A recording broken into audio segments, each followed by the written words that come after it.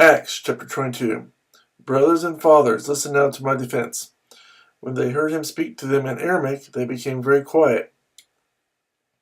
Then Paul said, I am a Jew, born in Tarsus of Cilicia, but brought up in this city. Under Gamaliel, I was thoroughly trained in the law of our fathers, and was just as zealous for God as any of you are today. I persecuted the followers of this way to their death, arresting both men and women and throwing them into prison, as also the high priest and all the council can testify. I even obtained letters from them to their brothers in Damascus, and went there to bring these people as prisoners to Jerusalem to be punished. About noon, as I came near Damascus, suddenly a bright light from heaven flashed around me. I fell to the ground, and I heard a voice say to me, Saul, Saul, why do you persecute me? Who are you, Lord? I asked. I am Jesus of Nazareth, whom you are persecuting. He replied, My companions saw the light, but they did not understand the voice of him who was speaking to me.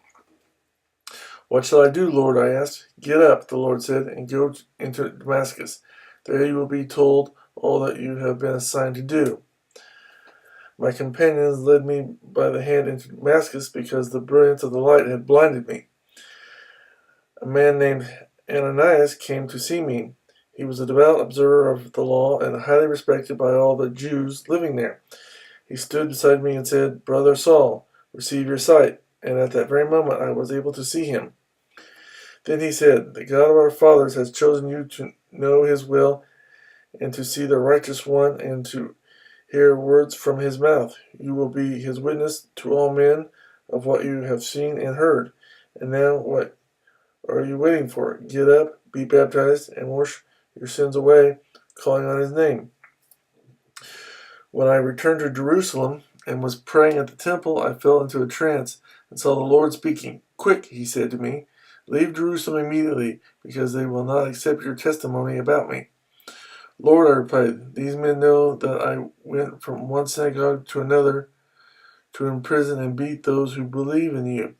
And when the blood of your martyr Stephen was shed, I stood there giving my approval and guarding the clothes of those who were killing him.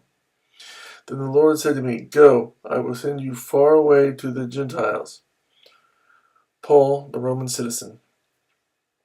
The crowd listened to Paul until he said this. Then they raised their voices and shouted, Rid the earth of him! He's not fit to live! As they were shouting and throwing off their cloaks and flinging dust into the air, the commander ordered Paul to be taken into the barracks. He directed that he be flogged and questioned in order to find out why the people were shouting at him like this. As they stretched him out to flog him, Paul said to the centurion standing there, Is it legal for you to flog a Roman citizen who hasn't even been found guilty? When the centurion heard this, he went to the commander and reported it. What are you going to do? He asked. This man is a Roman citizen. The commander went to Paul and asked, Tell me, are you a Roman citizen? Yes, I am, he answered. Then the commander said, I had to pay a big price for my citizenship, but I was born a citizen, Paul replied.